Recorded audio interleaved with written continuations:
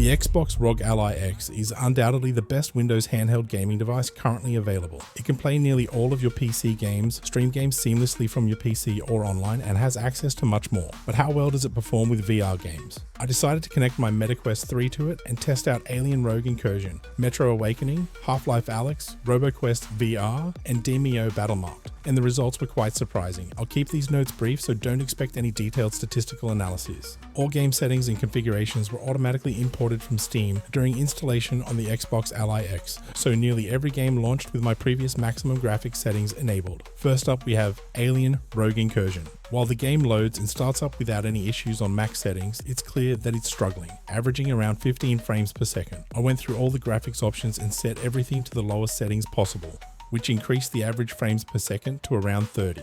While the game is definitely more playable now, you'll likely notice a significant downgrade in graphics. You would be better off playing the standalone Quest 3 version, as it performs better and looks superior compared to this game running on the lowest settings. Next up, we have Metro Awakening. The game loads fine by default with max settings, but it only runs at an average of 8 frames per second, making it virtually unplayable. It was even challenging to navigate the main menu screen.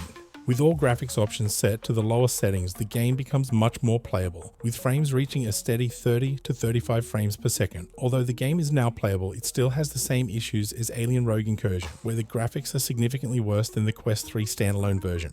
The biggest challenge I expected for the Xbox Ally X was Half-Life Alyx, and it actually performed better than I anticipated. Although there were significant frame rate issues when loading the game on maximum settings, I adjusted the overall settings to low fidelity while keeping the textures on high. This compromise allowed the game to look quite nice and run at around 35 frames per second. While that may seem low, it's just sufficient enough for playing the game comfortably in VR. I believe the reason the game runs smoothly, while still looking visually impressive, is that it is a pcvr exclusive.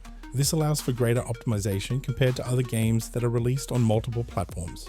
Half-Life Alyx remains one of the best VR games ever made, and having the ability to play it on the go enhances the experience even further. This is a significant win for VR users who also own an Xbox Ally X. RoboQuest VR launched at maximum settings but only achieved 8 frames per second, making it nearly unplayable, and I struggled to navigate the menu. After setting the game to the lowest graphical settings, it performed much better and still looked visually appealing due to its cel-shaded style. On the lowest settings, the game averaged around 30 frames per second, providing a fluid experience with no noticeable stutters. Playing on the Xbox Ally X felt almost identical to playing on my PC, with minimal differences in visual quality, making this one of the more playable games on this list.